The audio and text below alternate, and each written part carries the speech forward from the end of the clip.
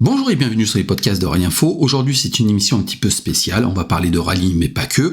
On va parler aussi de motocross. On a été reçu gentiment par Tom. Tom qui tient un podcast qui se nomme Le Crossman. En fait, c'est un podcast qui parle de motocross avec des news, des actualités, des tests, des interviews. En fait, il traite de tout l'univers du motocross en version français.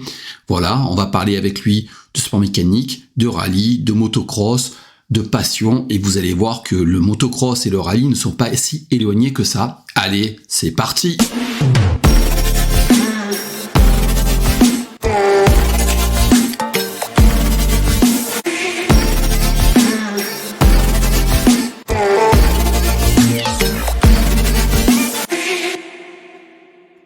Et salut à tous, bienvenue sur le Crossman, le podcast français 100% MX. Aujourd'hui, un épisode un peu spécial, un épisode en duo avec un adepte et un créateur de contenu, de podcast, de site internet. On va en parler tout au long de cet épisode. Ça fait vraiment du bien de reprendre les épisodes interview avec des collègues passionnés de sport mécanique. Voilà, donc nouvel épisode cette semaine. Je suis ravi d'accueillir Fabien du site Rallye Info. Comment ça va, Fabien? Eh ben écoute, ça va super bien. Il fait beau dans le Var, il fait beau parce que je réside dans le Var. C'est un vrai plaisir de venir à ta rencontre, de partager un podcast avec toi. On va parler de sport mécanique. Tu vas me parler un petit peu de ce que tu fais, de ton sport, et puis moi je vais parler du mien. Oui, c'est un vrai plaisir de pouvoir te rencontrer et d'échanger. Moi aussi, c'est vraiment avec plaisir que je fais ce podcast parce que j'ai déjà eu beaucoup d'interviews avec des pilotes de motocross, des pilotes de supercross, des entraîneurs physiques, des coachs, mais j'ai jamais eu euh, quelqu'un en interview d'un autre sport, donc d'un autre sport mécanique et qui plus est à 4 roues. Donc c'est vraiment un grand plaisir que j'ai de t'avoir avec moi aujourd'hui. Avant de commencer, j'ai préparé plein de questions pour toi. Je voudrais remercier les sponsors du podcast, comme d'habitude, que sont Blasphème. Blasphème, la marque française créée par des crossmen pour des crossmen qui propose des gants de motocross premium dont la particularité est de pouvoir personnaliser ces gants sur vos phalanges. Haute qualité de finition, confort, performance et durabilité, voilà ce que propose Blasphème dans des gants haut de gamme où la personnalisation est le maître mot. Pour en savoir plus, allez sur le site blasphème.co et sur les réseaux sociaux à Blasphème Racing. Merci à eux et merci également au site Omoto, le site d'accessoires, pièces et d'équipements MX Enduro et Route, qui propose un large choix de produits au meilleur prix toute l'année. Vous équiper, améliorer, entretenir et restaurer votre moto n'a jamais été aussi simple. Pour en savoir plus, allez sur le site Omoto et sur les réseaux sociaux à O-moto au pluriel. Voilà, ça fait 3 minutes qu'on a attaqué ce podcast. On va pouvoir rentrer dans le vif du sujet. Fabien de Rallye Info est avec nous. Fabien, déjà, présente-toi. Quel âge as-tu? D'où viens-tu? Et qu'est-ce qui t'a amené là? Alors, Fabien, 47 ans, je réside dans le Var, je réside entre Toulon et Saint-Tropez, pardon, pas Sainte-Maxime. Qu'est-ce qui m'a amené là? C'est que je suis passionné de sport mécanique dans toute sa globalité depuis le plus jeune âge, et de rallye plus précisément. Et puis c'est naturellement en allant voir des rallyes, en ayant des amis qui faisaient des rallyes, des rencontres, qu'en fait j'ai monté plusieurs sites, parce qu'en fait j'ai pas eu que celui-là, j'ai eu plusieurs sites au fil du temps. J'ai eu un premier site qui était Peugeot Rallye, qui traitait de Peugeot et de toute l'histoire des rallyes. Après, j'ai eu Renault Rallye aussi avec un ami, qui traitait aussi de Renault et de toute l'histoire de Renault dans les rallyes. Après, je me suis occupé du site de Cédric Robert, un pilote de championnat de France et de championnat du monde. Après, j'ai fait sa page Facebook. Et entre-temps, j'ai toujours fait un petit peu d'actu, tout ça. Et c'est comme ça que j'ai commencé à me lancer, à ouvrir Rallye Info. En fait, c'est un site qui traite de l'actualité. Je fais des interviews de pilotes, je fais pas mal de trucs, et puis je me suis aussi lancé dans les podcasts. Voilà. Comment ça se fait que tu fais plein de sites, tu t'y connais là-dedans? Parce que moi, j'essaye de créer le site internet lecrossman.fr qui sortira bientôt et je galère. Comment tu fais? Ouais, bah, en fait, je suis informaticien, je suis pas développeur, je suis pas webmaster, mais je suis informaticien, donc c'est vrai que je m'y connais un petit peu. Et puis, c'est vrai qu'aujourd'hui, c'est pas comme dans les années 90, parce que moi j'ai commencé dans les années 90, c'était beaucoup plus dur de mettre en ligne un site. Maintenant, tu sais, avec des moteurs comme WordPress, comme Drupal, tu arrives plus ou moins à mettre un site en ligne assez rapidement. Après, quand tu as des applications comme des applications Android ou iPhone, c'est un petit peu plus compliqué, mais ça se fait quand même. En fait, l'objectif là-dedans, pour moi, je sais pas si, je pense que pour toi c'est la même chose, c'est que lorsqu'on parle d'une discipline ou d'un sport, c'est arriver à le mettre en lumière de la façon la mieux possible, lui rendre un peu ce qu'il nous donne, un peu, tu vois, faire quelque chose de bien. Voilà, en fait, c'est pour moi, c'est ça, en fait. T'as tout à fait raison, c'est pour ça que moi aussi j'essaye de créer un site qui serait plutôt, communautaire avec, des petites annonces, voilà, les gens pourront vendre des trucs, vraiment à des passionnés, comme ça se fait déjà sur le site, Le Guide Vert par exemple pour la moto ancienne, des pronostics, un système de forum, voilà, j'essaye de mettre tout ça, en route sur le site Le Crossman, donc via WordPress, hein. C'est vrai que moi qui ai fait surtout, du montage vidéo sur l'ordinateur, c'est tout ce que j'ai fait, donc c'est plutôt facile, de faire un site avec WordPress, même si ça prend quand même énormément de temps. Et c'est vrai que tu as raison, le mettre en lumière notre sport, je pense que c'est vraiment une notion importante et pour le MX, moi, pour ma part, j'aimerais vraiment faire, heu, participer la communauté et que ce soit, voilà, un site, où les pilotes peuvent se rencontrer et échanger. Donc écoute, j'espère que ça marchera. Ben, je te le souhaite. Ben, j'irai visiter un petit peu ton site quand ils seront en ligne. Et puis bon, si je peux me permettre de te donner deux trois conseils, ça sera avec plaisir. OK et ben, on en reparle alors dans 2 semaines au lancement du site. Encore quelques trucs à fignoler, avant le motocross, US qui va reprendre à Fox Raceway à Pala dans 2 semaines. Donc écoute, on a hâte. Tu as déjà embrayé sur le sujet tout à l'heure de ta passion pour le rallye. Comment ça t'est, venu à la base? Est-ce que c'est vraiment une passion que tu as depuis, l'enfance ou c'est venu un peu plus tard? Ah ben, tu parleras aussi, toi, comment tu es tombé là-dedans. Moi, alors moi, en fait, moi, je pense que dans la vie, c'est des trucs, t'es pas formaté pour quelque chose. Et moi, ça m'est tombé dessus quand j'étais petit. J'étais en classe au collège avec deux amis. Un des amis, son cousin faisait des rallyes. Donc, on a commencé à le suivre et puis ils ont acheté une voiture de course. On a monté une association. Je les ai aidés à trouver des sponsors, à faire l'assistance, tout ça. Et puis de fil en aiguille, la passion, c'est ça. Et puis on a 47 ans aujourd'hui et on va toujours voir des rallyes ensemble. Mes amis courent toujours. En fait, c'est ça. En fait, c'est une histoire de potes. En fait, c'est une histoire d'amis. Et je trouve que c'est la plus belle des choses parce qu'en fait, le rallye, si je préfère, c'est une passion. Mais d'un autre côté, c'est un prétexte à se retrouver entre copains, tu vois. C'est le prétexte où on part ensemble, on part sur les spéciales, on mange dans un resto ou dans les spéciales, on parle de tout, de rien. Mais c'est surtout, on se retrouve entre personnes qui s'aiment et qui s'apprécient depuis 30 ans. En fait, c'est ça le truc. C'est vrai qu'il y a une corrélation aussi avec, le monde du motocross, où il y a beaucoup de monde, autant des très jeunes, voilà, des pilotes, sur des 85 cm3 qui ont 10 ans, alors et des super vétérans qui ont 60 ans, qui se retrouvent sur les courses pour faire des courses, donc avec un aspect compétiteur plus ou moins. Il y en a qui viennent, voilà, pour rouler, entre amis, il y en a qui viennent pour essayer de faire le podium et ils se retrouvent la veille au soir sur le parcoureur et puis voilà, on est amené à manger le midi tous ensemble. C'est vrai que c'est aussi une histoire de potes, même si pour moi ça n'a pas commencé entre potes parce que c'est mon père qui m'a transmis la passion du motocross. Mais c'est vrai qu'il y a cette corrélation-là entre ces deux sports et c'est vrai que se retrouver en amis, t'as raison, il y a rien de mieux. Pour ma part, c'est mon père qui m'a transmis donc la passion du motocross parce que lui est passionné depuis toujours.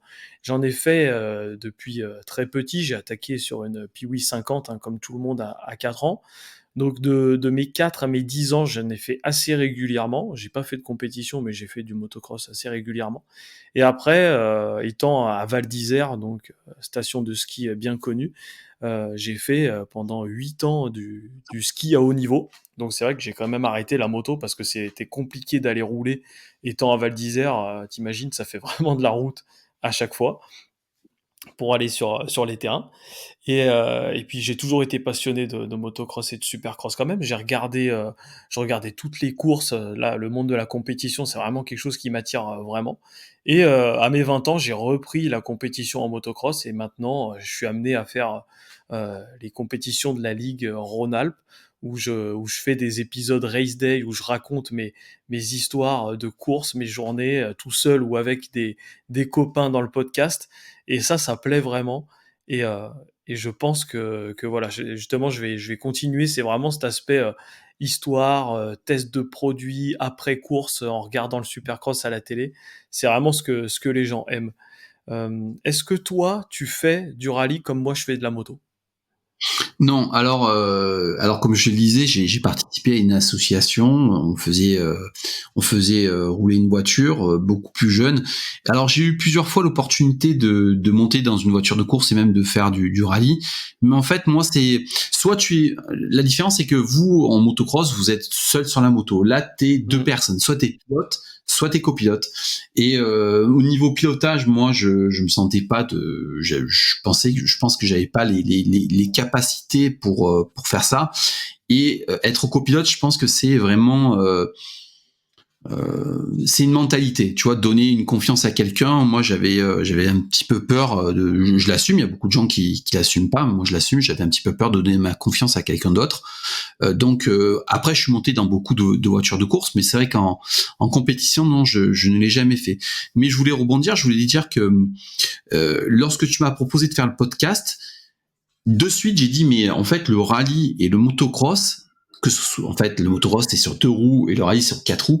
Mais en fait, c'est deux sports qui sont assez proches l'un de l'autre. En fait, c'est deux sports qui se courent dans la nature. Vous êtes sur des circuits en terre, dehors. Nous, c'est des routes que tout le monde emprunte qui sont fermées pour faire de la spéciale.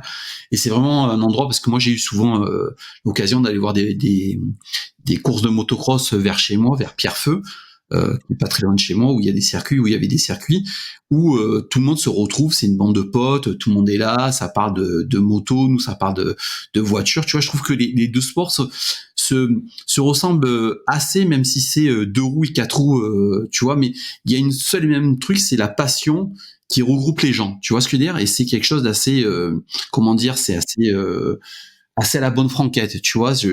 Alors peut-être que je vais dire une bêtise, mais d'un côté t'as la F1, d'un côté t'as le rallye, et d'un côté t'as le MotoGP, d'un autre côté t'as le motocross. Tu vois, j'ai l'impression que Mm. t'as deux mondes qui sont les uns à côté des autres. Tu vois, t'as un truc un petit peu plus inaccessible que sont la MotoGP et la F1, et autre chose qui est le rallye et le motocross qui sont encore, tu vois, pas mal accessibles aux gens. Je sais pas ce que toi tu en penses. Mm.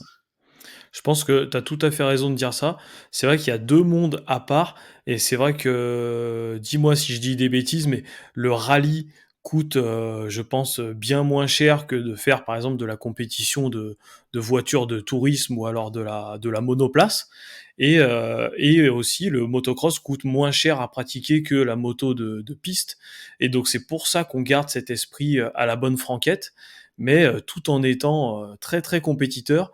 Et ça nous empêche pas de rigoler dans les parcoureurs le midi, qui est toujours ce sentiment amical. Mais c'est vrai que, comme tu dis, je trouve que ouais, il y a toujours ce sentiment, et heureusement qu'il y a ce sentiment-là, pour pas que ça se professionnalise. Enfin, disons que c'est professionnalisé dans les deux cas, hein. Le motocross et le rallye, voilà, c'est des mondes vraiment très compétitifs. Mais c'est vrai qu'en compétition régionale, il faut que ça garde quand même cet attrait-là, parce que voilà, faut pas aller dans les extrêmes.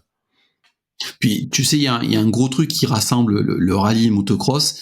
Et ça, c'est la grosse différence qu'il y a entre la piste. Alors, tu vois, le MotoGP ou la F1, moi, je suis fan de MotoGP, je te le cache pas, j'étais encore devant mon écran hier. Euh, le MotoGP ou la F1, ils sont sur une piste, ils connaissent les virages par cœur. Alors que le motocross ou le rallye, moi, j'ai toujours été bluffé par le motocross de voir la piste qui évolue au fil des Mmh. passages, tu vois.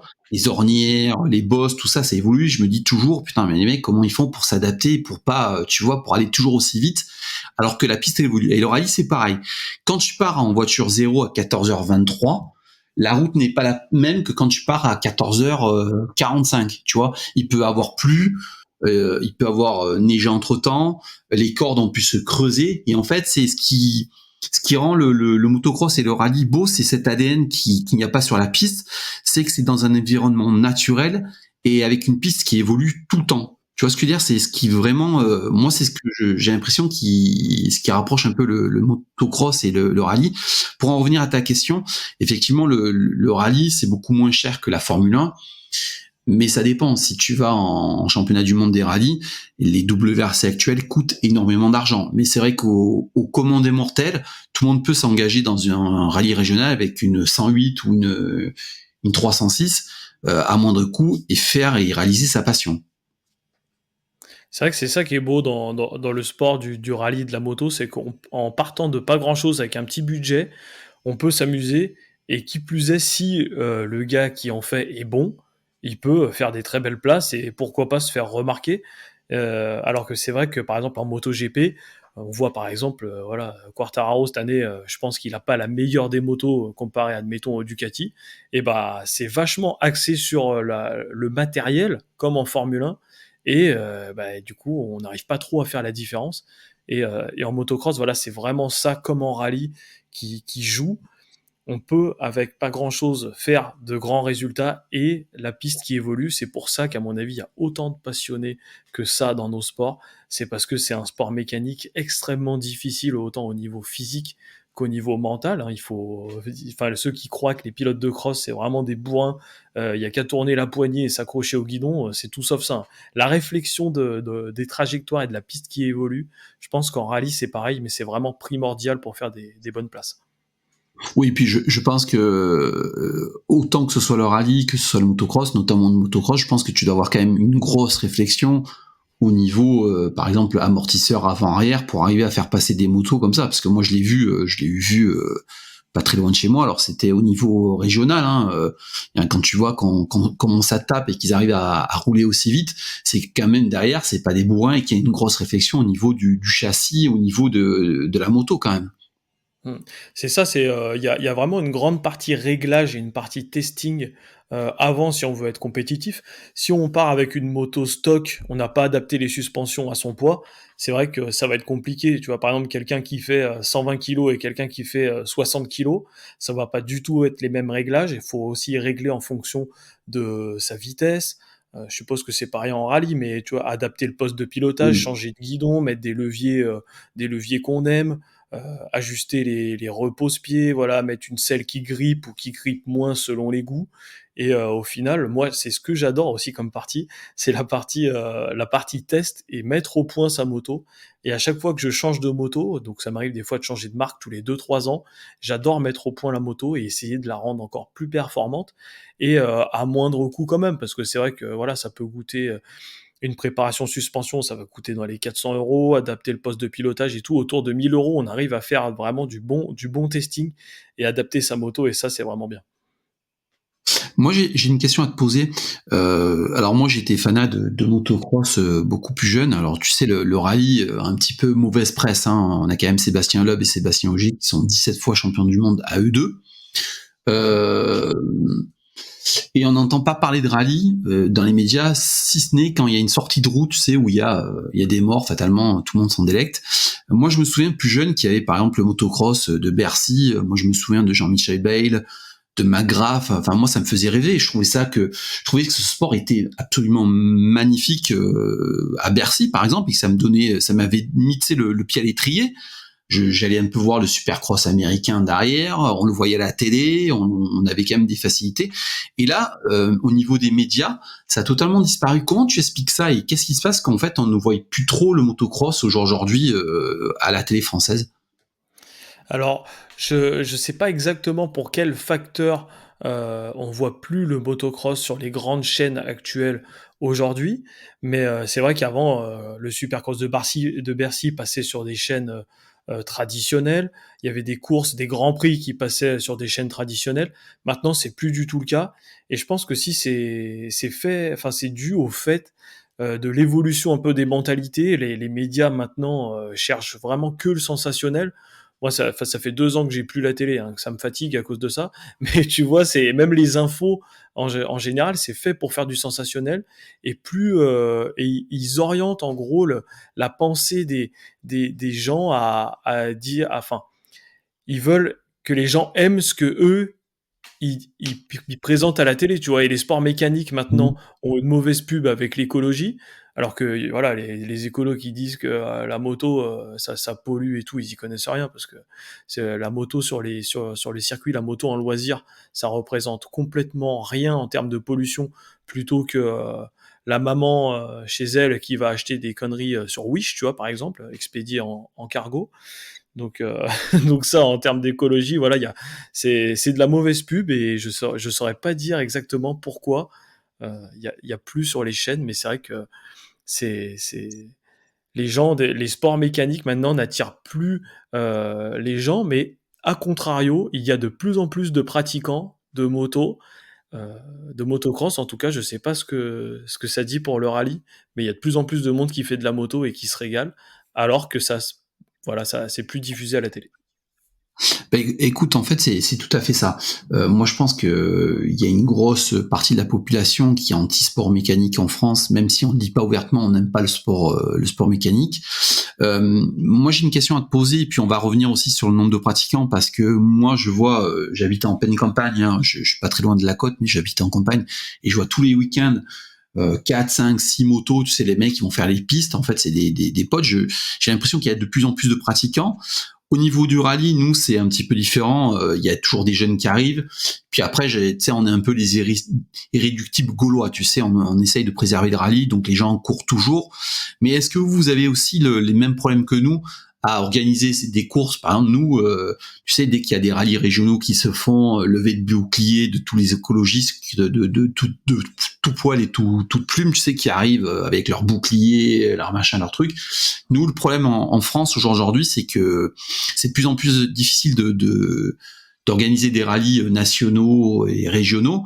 Et quand tu vois, enfin, c'est la folie, parce que quand tu vois à côté des pays comme l'Espagne, comme l'Italie, comme la Belgique, notamment la Belgique, mais le rallye, je sais pas si pour vous la moto c'est pareil, mais c'est une véritable religion. Et aujourd'hui en France, on a de plus en plus de mal à organiser des rallyes, et les préfets, dès qu'il y a un moins de soucis, les mecs, c'est arrêté préfectoral, merci, au revoir, vous rentrez tous à la maison. C'est un peu le même problème chez vous aussi? Alors le problème aussi est que en France, comme tu dis, heu, voilà, les hautes instances sont moins attirées par la moto et le pays est moins moto que l'Italie et l'Espagne où c'est vraiment la Mecque de la moto. Donc comme en rallye, en Belgique, c'était, vraiment motocross pendant une grande période avec les champions comme Stéphane Everts à l'époque. Maintenant, les Mmh. circuits, de plus en plus de circuits ont fermé en Belgique. Par contre, en Italie et en Espagne, c'est toujours la Mecque. Et le deuxième point que je voulais aborder aussi, c'est que en moto, je pense que ce qui se rapprocherait le plus du rallye, ça serait l'enduro, où ça fonctionne comme un rallye, c'est des spéciales. C'est des spéciales et avec des zones intermédiaires entre les spéciales. Et voilà, c'est vrai que l'enduro, à part les grandes classiques, les gens sont assez réticents à faire des épreuves d'enduro en termes d'écologie, donc comme tu disais. Par contre, pour le motocross, c'est pas l'écologie, vu que c'est plutôt au niveau du bruit sur les circuits. C'est surtout ça le problème. Le premier problème, c'est le bruit, le voisinage qui se plaint. Il y a de plus en plus de monde. Voilà, pourtant la personne est à 1 kilomètre du circuit et elle se plaint du bruit alors qu'il y a 2 courses par an sur le circuit.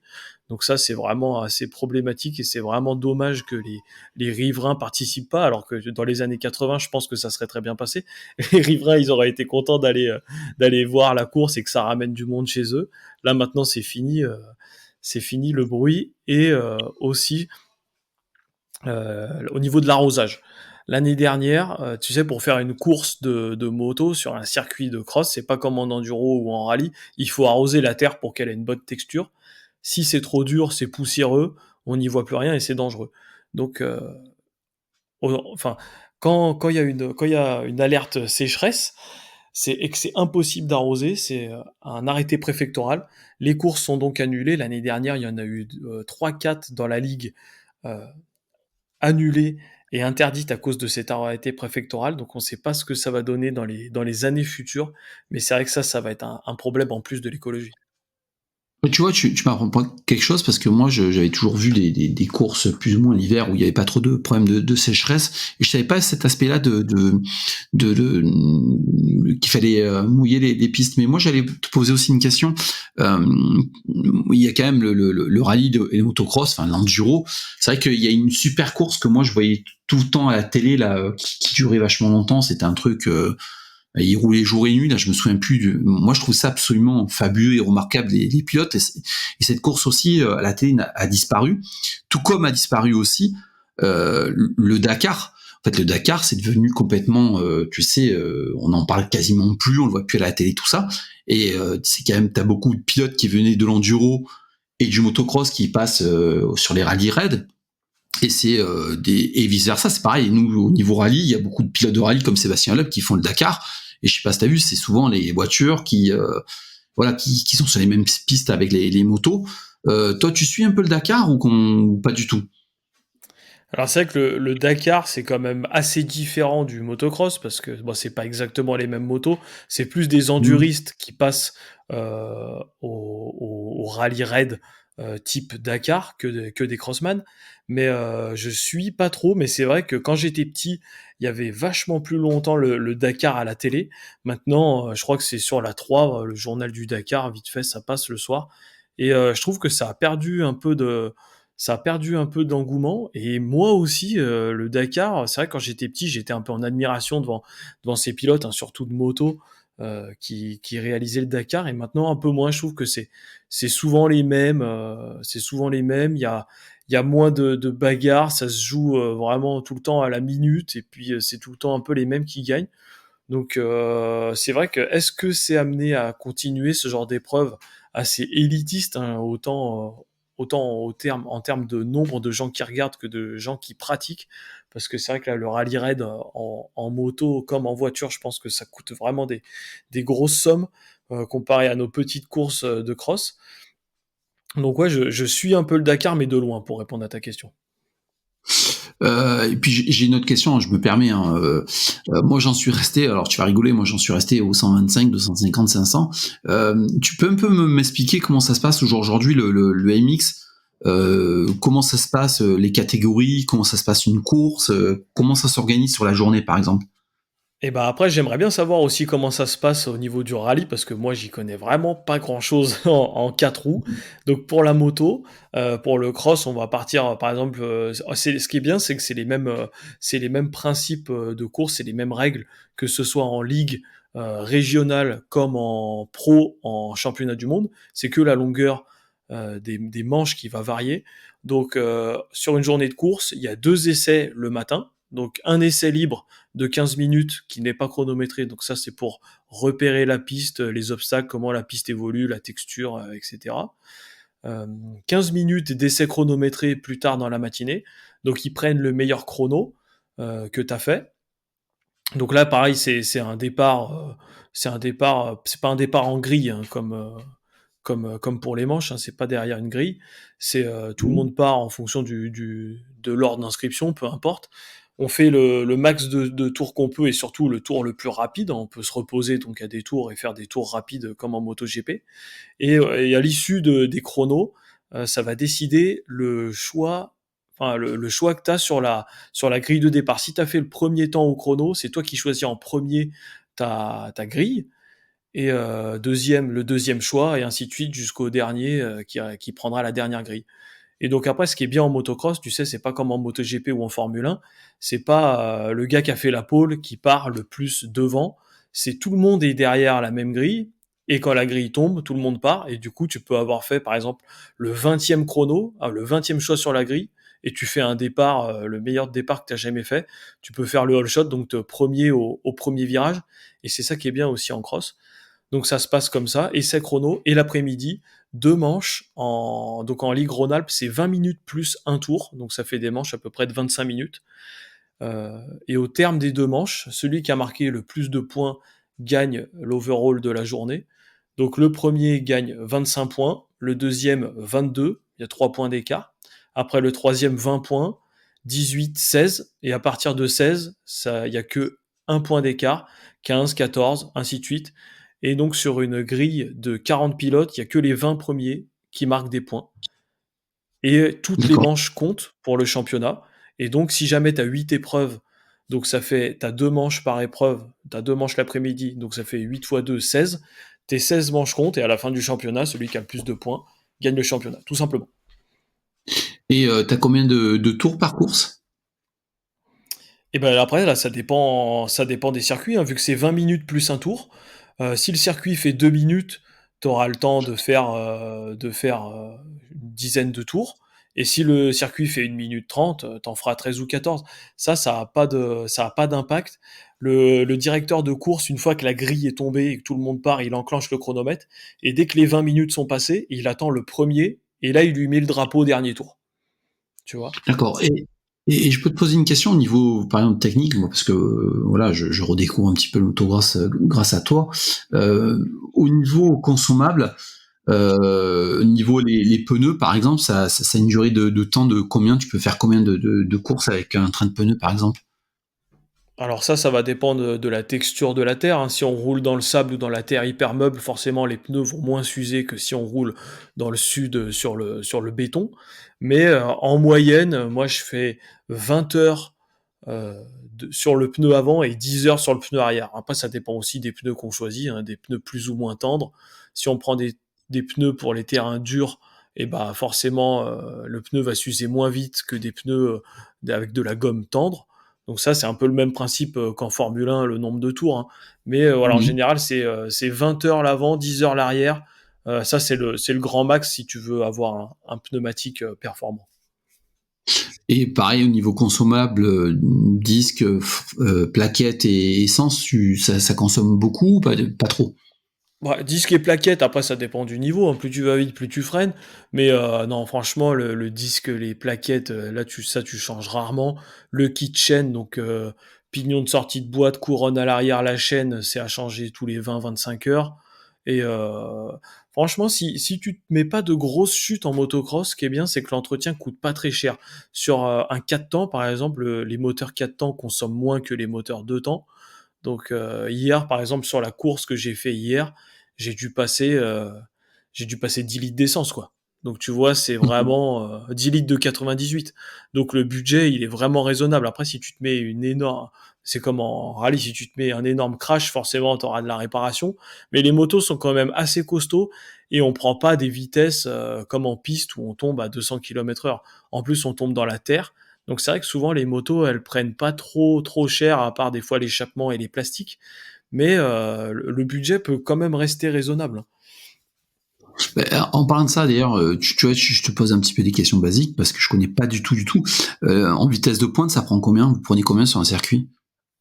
Bah, après pareil, ça dépend des circuits, hein, mais on va dire, on prend entre, si vraiment on est à basse vitesse dans des virages très serrés, on est à 20, et après on peut aller à 90, un truc comme ça, 90 km/h dans des grandes lignes droites, 90-100.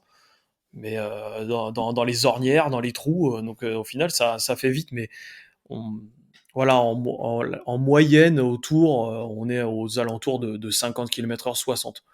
Donc donc c'est pas très très rapide, et dans les virages forcément on est à moins, quoi. C'est un peu comme le rallye d'ailleurs, je trouve le motocross, hein, parce que bon, moi je suis pas un spécialiste, mais j'ai l'impression que nous, tu vois, sur les spéciales, il y a un rail, ce qu'on appelle un rail qui se fait, tu sais, les premières voitures balayent et créent un petit Mhm. peu un rail. Et j'ai l'impression que vous, en motocross aussi, les ornières, ça fait une jarre de rail où vous passez tous plus ou moins dans ce rail-là, hein, c'est ça? Ouais, c'est ça, jusqu'à temps que l'ornière soit trop défoncée et qu'on passe ailleurs pour en créer une autre. Mais c'est vrai que les Mhm. premières traces, c'est ce qui va dicter un peu. Enfin, les premières traces au chrono, en fait, c'est les traces les plus rapides, hein, que ce soit à l'intérieur du virage ou à l'extérieur. Ça peut être très rapide de prendre l'extérieur. On peut doubler des fois des pilotes par l'extérieur. C'est ça aussi qui est bien dans le motocross comparé au MotoGP où doubler de l'extérieur, c'est quand même plus rare. Mais voilà, les traces qui se forment dès le début de la journée, ça va être les traces un peu à prendre toute la journée, les traces rapides. Par contre, une fois que le terrain est trop défoncé, on peut trouver des traces alternatives à 50 centimètres du bord, là où personne n'est passé, c'est encore lisse. Des fois, il peut y avoir des petites traces assez fourbes et où on peut gagner du temps. Et surtout aussi, il y a cette notion de conservation de l'énergie parce que c'est extrêmement physique d'être debout dans les trous, de mettre du gaz devant, la tête devant quand on accélère, derrière quand on freine. Et garder de l'énergie pour une manche de 25 minutes, c'est aussi intéressant parce que même si la trace est un tout petit peu moins vite, si on garde de l'énergie, et ben, au final, on pourra faire des tours plus constants et faire encore une meilleure position à la fin de la journée. Ouais, c'est ça que les gens ils connaissent pas, parce que nous, en rallye, c'est pareil, tu sais, quand les pilotes ils partent sur une spéciale de 10 ou de 30, ou même on a vu des spéciales qui est jusqu'à 40 ou même plus en double versée sur la terre. Il y a ce facteur physique qui entre en compte, hein. Les gens qui connaissent pas les sports mécaniques, pour eux, en fait, soit tu accélères une moto, soit tu accélères dans une voiture, mais c'est pas physique, alors Mhm. que c'est tout à fait l'inverse, c'est super physique, hein. Surtout le motocross, hein. Moi je sais pas comment vous faites au niveau du dos, des jambes et tout, c'est impressionnant quand même. Tu te prépares toi entre les courses ou? Ah bah ouais ouais, moi je fais en préparation physique, je fais que ça, hein, autant au niveau cardio qu'au niveau muscu. Mais c'est vrai que c'est un sport extrêmement exigeant en termes de physique. C'est surtout voilà les gens qui connaissent pas trop pensent que on force surtout avec les bras parce que on tient le guidon, mais en fait justement la moto se pilote avec les jambes et il faut à peine serrer le guidon avec les mains pour avoir un haut du corps relâché. C'est comme ça qu'on pilote encore mieux la moto. Mais en termes de cardio, voilà, de bas du dos, de jambes, c'est vraiment un sport très très exigeant. Courbature, courbature assurée après chaque course. Moi, j'avais une question à te poser. Comment ça se Oui. passe une épreuve de rallye standard sur une journée? Alors, des rallyes sur une journée en général, des rallyes, alors tu as différents formats, tu as des championnats du monde, championnats d'Europe, tu as le WRC, tu as l'ERC, qui ont des formats un petit peu différents. Après, tu as les rallyes nationaux, première division, comme le Rhône Charbonnière, le Touquet, le Rallye du Var, l'Antibes. Et après, tu as des rallyes régionaux. Mais le rallye se décompose, à la différence de vous, c'est vraiment sur une journée. Nous, on va dire que le rallye, ça se prépare sur une grosse semaine, même un peu plus. D'abord, tu as les reconnaissances dans un premier temps, parce que les spéciales doivent être reconnues, parce que le pilote roule à ce qu'on appelle la note. Le copilote annonce une note, un ou deux virages à l'avance pour pouvoir anticiper, tu vois. Donc, t'as les reconnaissances qui se passent soit le week-end d'avant, ou soit le mercredi, jeudi précédant les spéciales. Et puis après, tu as la course qui peut varier entre un, 2 ou 3 jours, voire même un peu plus selon les rallyes comme en mondiaux. Mais en général, quand ça se découpe en journée, tu as 2, 3, 4, 5, 6 spéciales par journée, le vendredi, le samedi et le dimanche. Et en fait, ça te donne un temps global, et tu as différentes catégories. Tu as les plus petites voitures jusqu'aux grosses voitures. En fait, tu as un classement général, et dans ce classement général-là, tu as des classes, ce qu'on appelle des classements de classes, en fait. Tu vois ce que je veux dire? Parce qu'une WRC avec un 1600 hybride qui va développer quasiment 500 chevaux, tu penses bien qu'il peut pas, ça boxe pas dans la même catégorie qu'une 208 qui va faire tout juste 200 chevaux, tu vois. Donc c'est ça se prépare sur une grosse dizaine de jours. voire même un peu plus. Et en fait, le rallye, les spéciales, c'est la finalité de tout un travail qui a été fait en amont.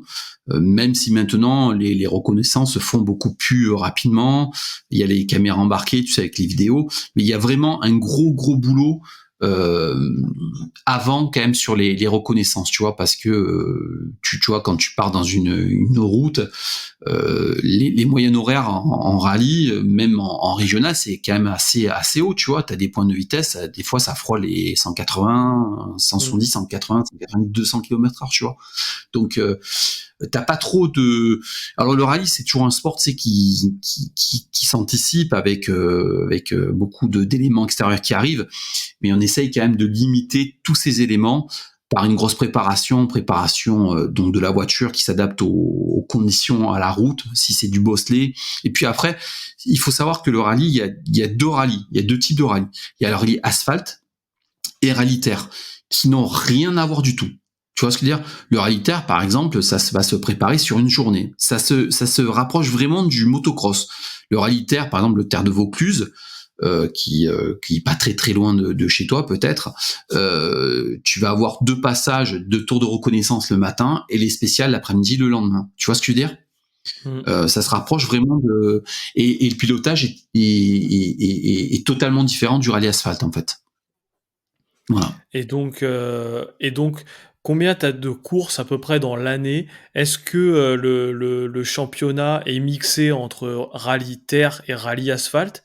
Je suppose donc que pour gagner un rallye complet, c'est les temps additionnés à la fin de l'épreuve qui font le vainqueur. Est-ce que le vainqueur a des points? Ça marche comment? Oui, en fait, t'as différents. Alors, par exemple, t'as le mondial qui va être sur un nombre de rallyes, ça te donne des points. C'est un peu compliqué en mondial parce que tu as aussi ce qu'on appelle la Power Stage. Donc la Power Stage, ça te donne des points en plus sur une spéciale. Bon, mais en gros, tu as un nombre de points par rallye. Et celui qui a le plus grand nombre de points gagne le championnat. Ça, c'est en niveau mondial et international. Par contre, en France, tu vas avoir le championnat de France asphalte d'un côté et championnat de France terre de l'autre, qui sont deux championnats qui sont différents. Alors que le mondial, tu as de l'asphalte et de la terre sur le même championnat et ça te fait un seul et même championnat.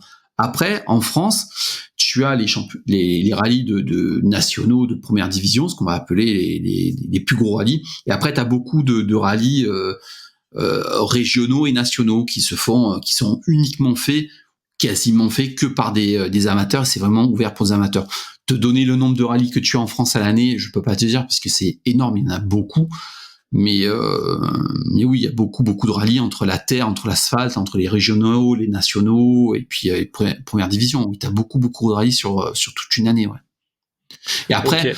tout le monde ne fait pas tous les championnats. Je suis un amateur, il va faire les rallyes de sa ligue, tu sais, pour se qualifier, pour faire la Coupe de France. Tu sais, la Coupe de France, on va dire, c'est un peu le rallye, c'est un peu la grande messe, tu sais, du rallye amateur. Puis après, t'as d'autres personnes qui sont avec des gros budgets. Le problème du rallye, c'est que ça coûte extrêmement cher. Tu vois, c'est un peu l'antithèse du motocross. Vous, ça coûte relativement peu cher. Nous, ça coûte beaucoup d'argent. Surtout l'aspect sécuritaire, tu vois. Ouais, tu as répondu un peu à mes questions. J'allais te demander si, comme en motocross, l'aspect championnat est très important, parce que nous, c'est vrai que chaque compétiteur, il y en a qui font deux, trois courses comme ça pour rigoler, mais tous ceux qui aiment la compétition en cross, ils ont avant tout la vision du championnat à la fin de l'année et de faire la meilleure place au championnat, et donc d'être constant à toutes les courses plutôt que d'en gagner une et après de pas terminer deux épreuves sur blessure, tu vois, par exemple. Est-ce que en Alors, rallye, il y a cette notion de championnat ou alors c'est plus une participation au rallye, à un ou deux rallyes pour après se qualifier à un stade plus élevé? il est là la grosse différence. Le motocross et le rallye ont beaucoup de points communs, sauf le niveau budget. Le niveau budget au niveau du rallye est totalement. En fait, c'est le budget, c'est le nerf de la guerre. Pour te donner une voiture de formule promotion comme la 208 Rallye 4 actuellement, l'achat du kit c'est 60 ou 70 000 euros. Hmm. Après, il faut la faire rouler, il faut mettre les consommables, faut faire les révisions, et faut pas rouler, faut pas sortir, pardon. Si tu sors là, c'est la catastrophe. En plus, tu vas rajouter ça, l'engagement rallye, les équipes d'assistance qu'il faut venir, parce qu'entre chaque spécial, tu as des assistances, tu changes les pneus, tu changes les fluides, tu changes les pièces qui sont par exemple défectueuses. C'est ça le gros problème, c'est que il y a des gens qui vont partir sur des rallyes régionaux avec des 205, des 206, des voitures qui sont déjà d'un autre âge et qui vont commencer à avoir un niveau sympa et qui vont pouvoir passer de l'échelon au-dessus. Et le problème d'échelon au-dessus, c'est que de suite, c'est de l'argent, c'est des budgets.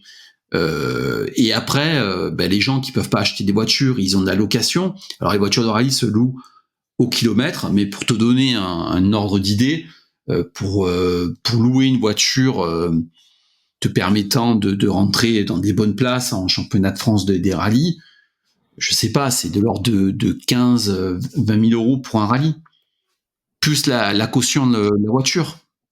Si tu sors, tu perds ta caution.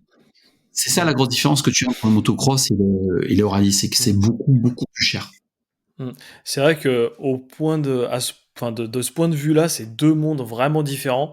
C'est ce que je te disais en début de podcast. Le motocross, qui est bien, c'est que tu peux acheter une moto d'occasion, donc pour 6-7 000 euros. Ça vaut 8 500 euros neuve, mais si tu veux une occasion récente, à peu près 15 heures, t'en as pour 7 000 euros. Et déjà, avec 1 000 euros de pièces rajoutées, t'as déjà fait une moto qui te correspond bien à ta vitesse, à ton pilotage et à ton poids. Et après, sur les courses, ça coûte pas très cher de y aller. En fait, ce qui coûte le plus cher, c'est le péage et l'essence à mettre dans le fourgon pour aller sur les courses. Les crashs coûtent pas trop cher.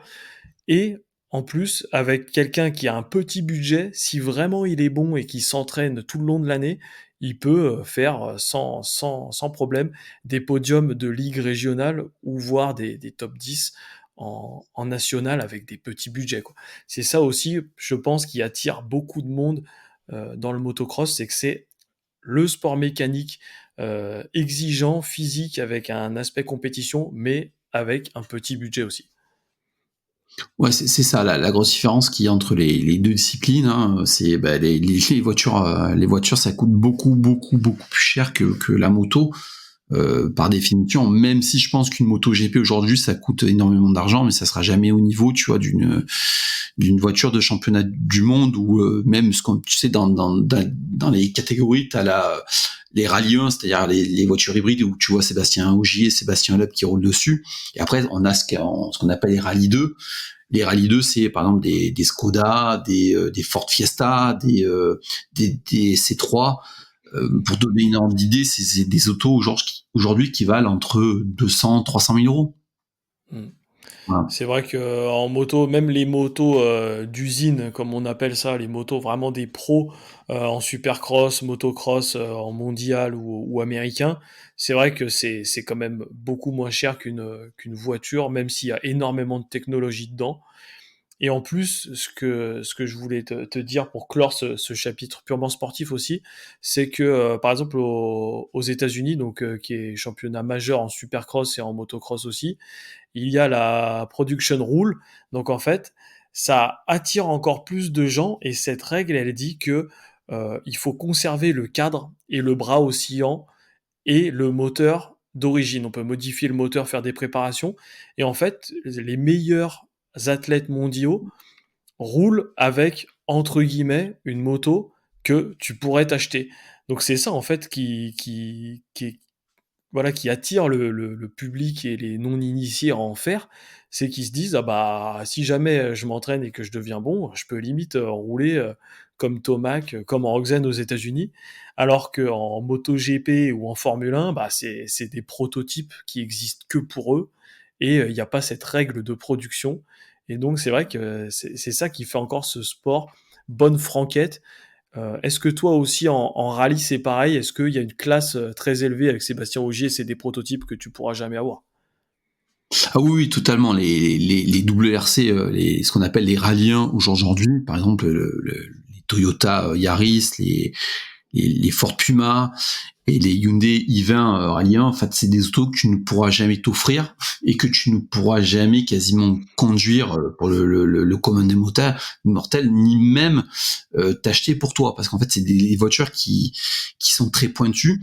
Les rallye 1, c'est quasiment 500 chevaux avec un moteur thermique, mais tu as aussi des batteries hybrides qui te donnent un boost au départ. C'est des châssis qui sont tubulaires. C'est des voitures qui sont faites avec des architectures de trains roulants très perfectionnées, mais aussi c'est des voitures qui sont un petit peu comme à la frontière de la Formule 1 et du rallye qui requièrent aussi beaucoup d'appui aérodynamique aujourd'hui. Pour te donner un ordre d'exemple, une WRC sur certains rallyes, elles ont sur terre, hein, c'est des moyennes qui sont au-delà de 110 km/h. Tu vois, en Finlande, ils ont des vitesses de pointe de quasiment 200 km/h, pareil sur la neige. Paradoxalement, tout le monde croit que le rallye, les voitures de rallye, c'est là où elles vont le plus vite, c'est sur asphalte, mais en fait non, c'est sur la terre et sur la neige. Par exemple, en Finlande, ou en d'autres rallyes, c'est très très très rapide. Tu vois ce que je veux dire? C'est des voitures qui prennent ces voitures qui sont très évoluées, mais ça c'est ouvert vraiment aux usines, tout ça. Après, des voitures que le commun des mortels pourrait éventuellement s'acheter, ça serait ce qu'on appelle les Rallye 2, des C3 Rallye 2, tout ça. C'est des voitures qui sont déjà très performantes et qui requièrent quand même un niveau de pilotage assez avancé, quoi. Tu vois. Voilà.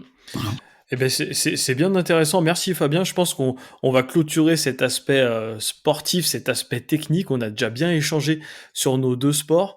Je rappelle que le podcast est sponsorisé par la marque de gants Blasphème. N'hésitez pas à aller voir sur leurs réseaux sociaux et sur le site blasphème.co et par le site oh-moto au pluriel.com avec une large gamme de produits au meilleur prix toute l'année. Pour finir le podcast, j'avais envie de parler un peu de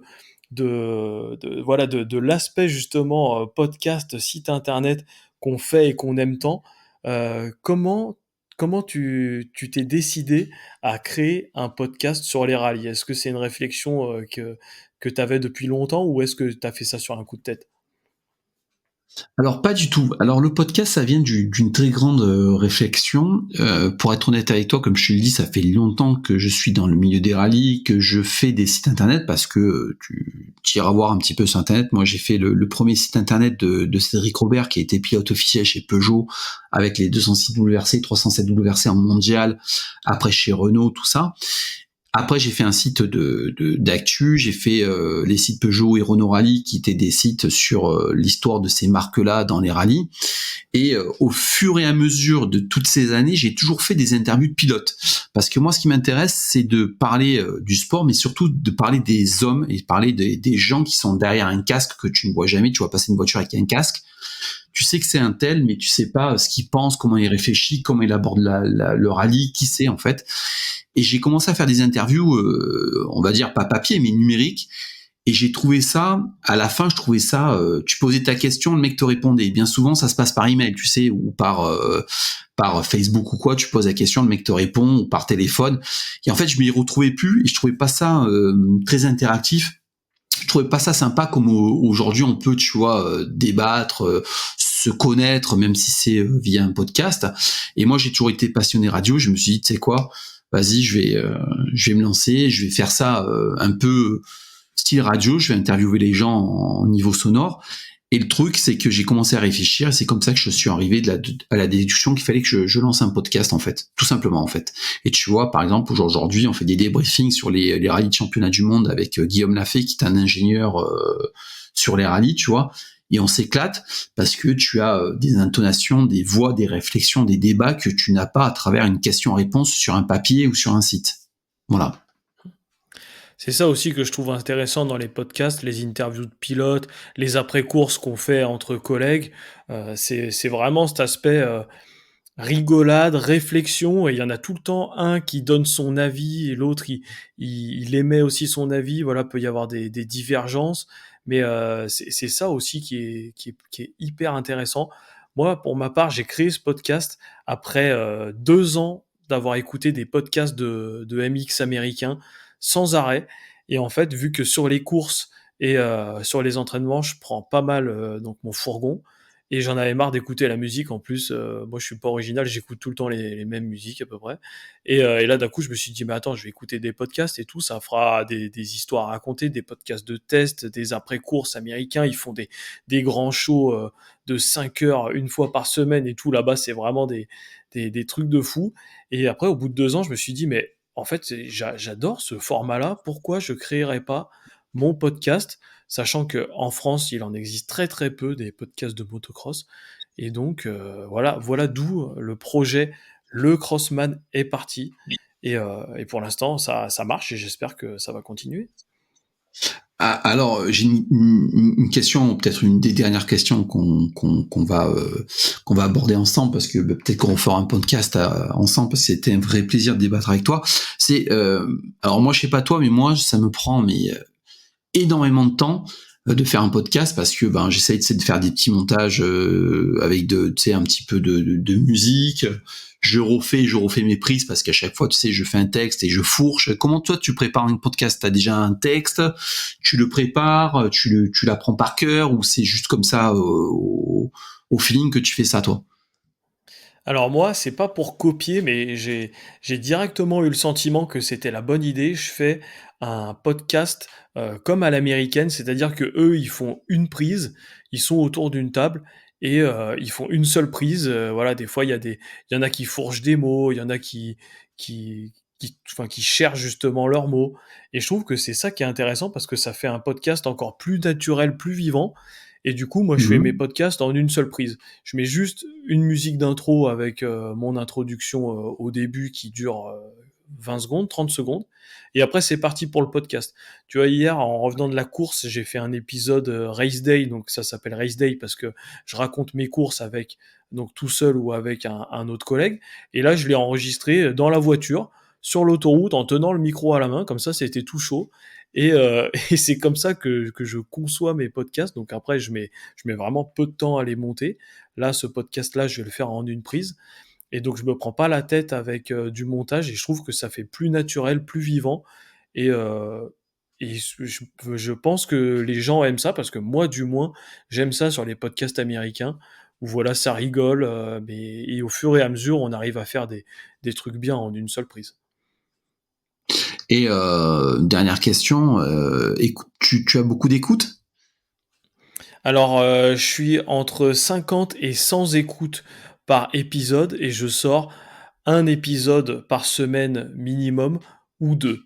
Donc tu vois, après c'est pareil, à chaque fois qu'il y a quelqu'un qui me demande un nombre d'écoutes, il me dit ah mais c'est pas beaucoup. Déjà c'est le début, ça fait même pas un an que j'ai commencé. Et après je lui ai dit mais est-ce que tu te rends compte du nombre d'heures d'écoute que ça représente?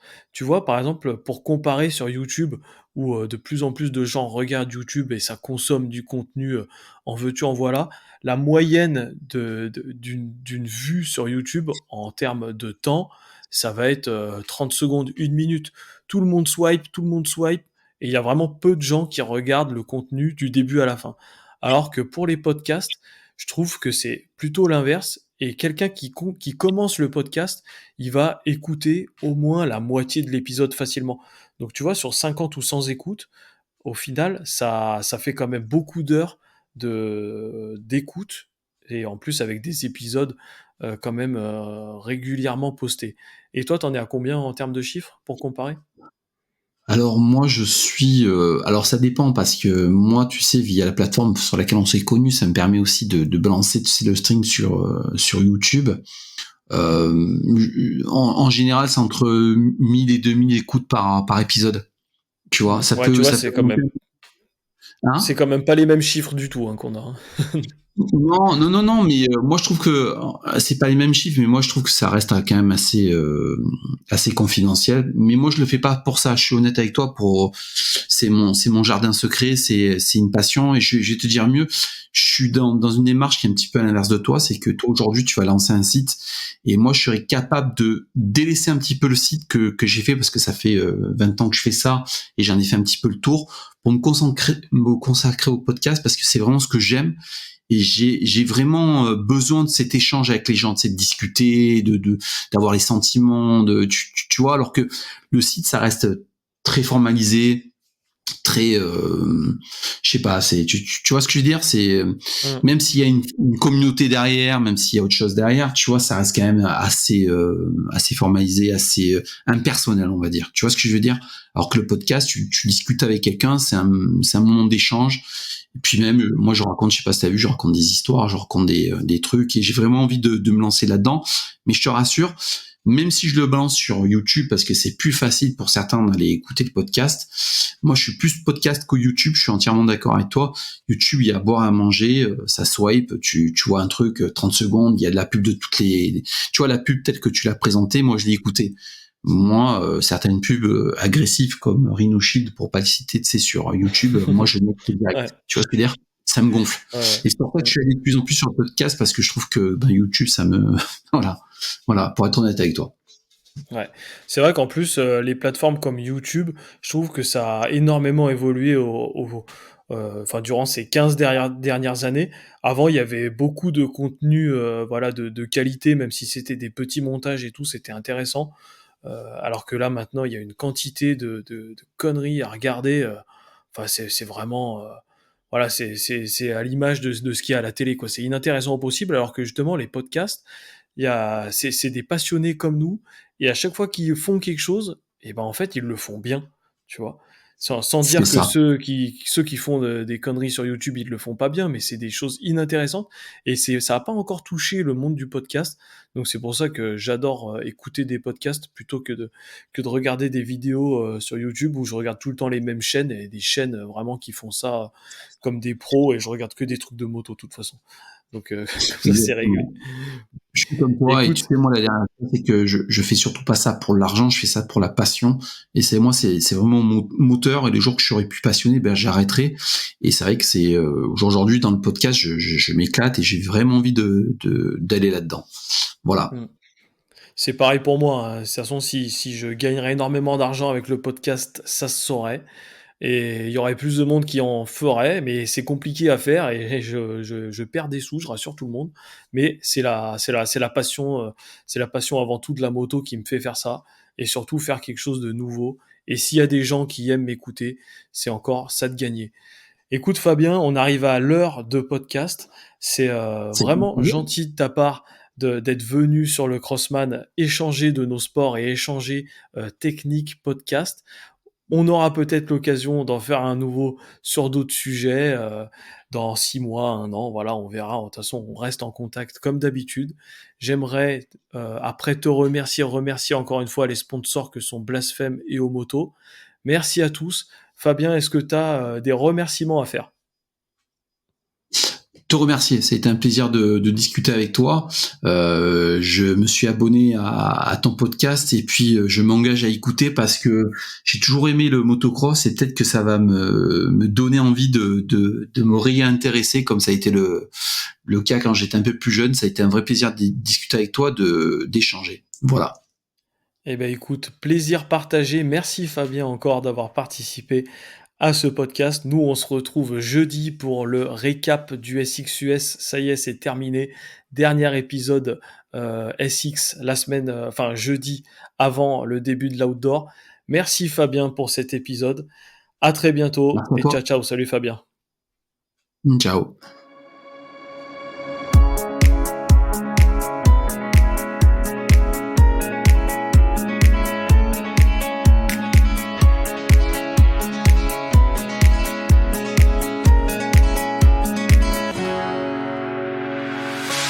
The sun blazed so brightly up in the summer sky. I shouted at the mountains, watch me shine and fly. But then cracked the thunder, and the heavens cried. Our world torn asunder, her heart said goodbye. Now I'm standing in our ashes, feeling the sunshine once again. I move to the horizon, feeling the sunshine once again. Feeling the sunshine once again. Feeling the sunshine once again.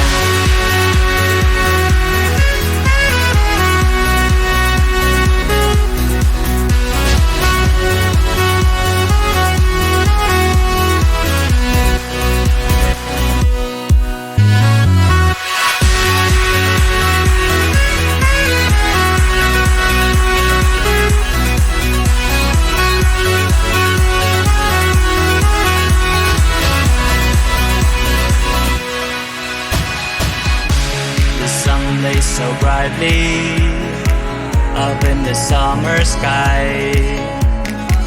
I shouted at the mountains, watch me shine and fly. But then cracked the thunder, and the heavens cried, our world torn asunder. Her heart said goodbye. Now I'm standing in our ashes, feeling the sunshine once again. I move to the horizon, feeling the sunshine once again. Feeling the sunshine once again. Feeling the sunshine once again.